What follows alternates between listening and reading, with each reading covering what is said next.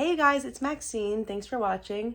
So today's video, I wanted to do a quick video on some tips that I have on how to make it through a home renovation, or like we have going on, a kitchen renovation with a baby. We also have 5 animals, which doesn't make life any easier during a home renovation, but that's a whole nother topic. But yeah, if you are interested in hearing some of the tips that I have to share, then definitely keep watching. Let us go tonight. Okay, tip number 1, do not stress, because like it is what it is. Really great that we get to do a home renovation and a kitchen renovation and there is light at the end of the tunnel. But like it is what it is. Your house is going to be in construction. If you're living through it, it's going to be dusty and messy and not organized, and there's going to be stuff everywhere in boxes, and it's just like, don't stress because you can't do anything about it. There's like weeks and weeks of chaos to live through a home renovation. And when you're with a baby, it's a lot of stuff going on at once. So I don't know, my tip number 1 is literally don't stress, because they say home renovations are one of the most stressful things you can go through, like moving or changing jobs, or like, you know what I mean? So it's already stressful. So like, don't add to the stress by stressing about stuff you cannot control, because obviously there's gonna, like, we had moments where we had our entire house full of boxes because we had to do all of our cabinets. So we had to, like, they had to come and be like delivered. So when they were delivered, we had our living room and our kitchen just completely, and our hallway just completely filled with like these gigantic boxes. And then like it's just construction and dust and styrofoam from the unpacking of the box. It's just all this stuff. Like it's just crazy. So it's a lot. And when you're with a baby and we have a bunch of animals, it's just like you can't do anything about it. So don't stress about it. Make light of it. Like we always would laugh about how freaking crazy it is.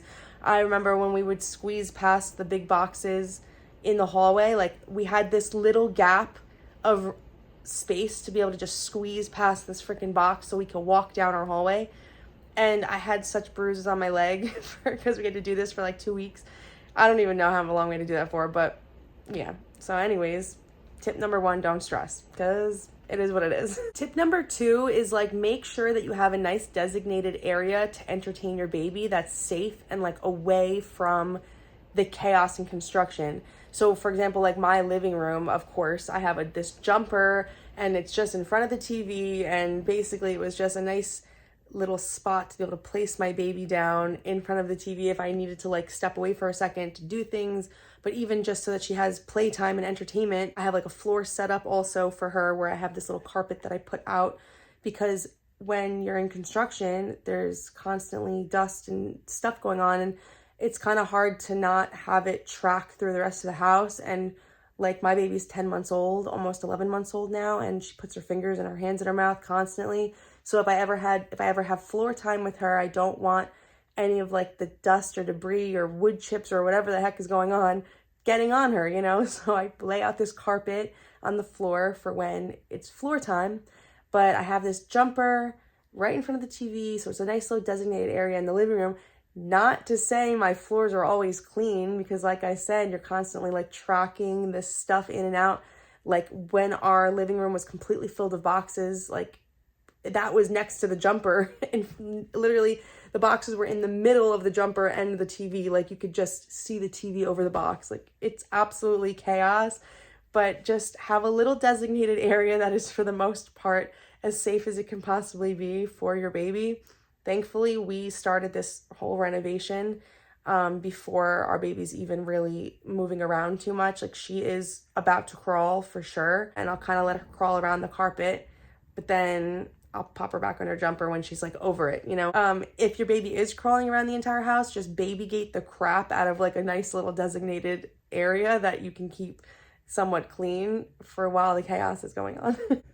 This is the jumper that my baby usually uses, and the high chair. Yeah, so have a nice safe designated area, or a playpen. My living room is really small. I wish I could have a playpen, but if you could have a playpen, that's like the best thing ever. We have our microwave in our living room also. So our microwave is propped up on a box so it doesn't scratch our table. Yeah, this is home renovations. at its finest. All the meals are being prepared in the living room and we're eating off the piano, and it's just like ridiculous. So yeah, don't stress and have a nice designated area for your baby to play safely. Tip number 3 is have a lot of microwavable meals like readily available, because you don't, like, at least for us, we don't have a kitchen, so we don't have a stove, we don't have a dishwasher, we don't have a kitchen sink. We have our bathroom sink, which is teeny tiny and really low and like hard to move around where our bathroom sink is. And then we have our tub, which is literally breaking my neck and back anytime I try to wash a dish in the bathtub. Look who woke up from their nap. So this is my baby. She's like 10.5 months old. And yeah, right now we are, so make sure you have a lot of microwavable meal ideas. Say hi. And that's what we've been relying on, like, right? Oatmeal, and then like sandwiches I've been doing a lot of, and stuff like that. Also stuff that doesn't even need to be microwaved. Like we eat a lot of fruit and like vegetables and things that don't need to be microwaved. Like even the baby oatmeal doesn't have to be. Applesauce and yogurt and stuff like that, like refrigerated stuff is really good to have on hand. So just like, also like it's hard to do dishes hunching over a bathtub, like I was saying, you know what I mean? So I try to, do not play with that. Oh my God. I just chucked my phone across the room. Oh my God, that was a real life mom moment. My baby literally almost died. And that was probably my bad. I probably should have looked at the charger before I started holding my baby and distracting myself. But that's okay. We survived. Just things that you don't have to microwave and microwavable stuff. But I'm going to come out with an entire video just on the things that I've been using to like make meals. But we do eat out a lot also. Also, we love smoothies and stuff. I've been using like the blender or making soup in the Instant Pot. And then that way, the only thing you have to wash is just the Instant Pot, like bowl or whatever it's called, like pot. But that's so good. But even like hunching over the tub to wash that one thing is such an annoying thing. So like I try to do microwavable stuff more. Progresso soups, I think that's what it's called, Progresso. At ShopRite, we waited for like the can sale, and then we got a bunch of soups. So that's been good. But yeah, that's my tip. Get like easily prepared foods, because we eat out a lot and that sucks because it's a lot of money. So yeah. All right, I got to entertain this baby. She's standing. Hello. Oh, stand up. Go ahead. Go ahead and stand. Oh my gosh. Another tip I can give is that thing against the wall right there is called a BONA mop. You have to get a BONA mop. It's so good. It's literally like this, what, you want to see the video? Oh, okay. Okay. Anytime we have any like dust or debris and I just want to like quickly get it off the floors, the BONA mop is amazing for that. It's just like, it's not like batteries or anything like that or electric or anything. It's just like a pump spray, a mop. It has these like washable pads, like reusable pads. But that's been getting me through because I don't have to bring out the whole mop. Like every time we're doing something that's going to require things to get dusty, I can just BONA mop it really fast. Like I'll usually vacuum it first and then BONA mop it. And that's just been like such a lifesaver. So get a BONA mop. I will link it on my Amazon storefront and it'll just be like right in the description of this video to hopefully make things easier for you to find it. But yeah, BONA mop. I got it for my bridal shower. I put it on my registry and oh, it's just been amazing ever since, especially for this project. I have to hang on to her because she's teething and pretty clingy right now. And I also can't have the TV on for monetization reasons. So I'm just going to tell you the last tip that I have, which is tip number 5. And it's basically to like pack everything away. Obviously, you already know that. But like basically before, when we had a real kitchen, I had a bunch of baby bottles prepared. So I packed most of those away and like all of her bowls and spoons for the most part. Like I've just been using paper everything and plastic everything, and I have like maybe a couple bottles that I rotate and wash, you know what I mean? But I don't have like all the bottles I had, you know? But basically, oh good, I was able to get her to go in her jumper. to eat her teeth, to teeth on her little thing. Okay, let's see how long this will last because she's not very happy with me. But yeah, so put away all of the excess stuff that you really don't want to be, like, you just shouldn't have to deal with using like regular bowls and regular cups and things like that, because it's just too much to hunch over the bathtub to wash things. So I have baby bowls and spoons and stuff, but I kept like one of everything out, and I have used them from time to time, but like for the most part I really do try to just use like paper and plastic. And if I'm using plastic spoons with the baby, just be super careful. And I've pretty much not really let her get too messy, and I really don't let her have too much control with the spoon, even though she wants to feed herself. It's like, I just want to be careful, you know, because it's like a plastic spoon, not a baby spoon. So she can't really teeth on it, you know.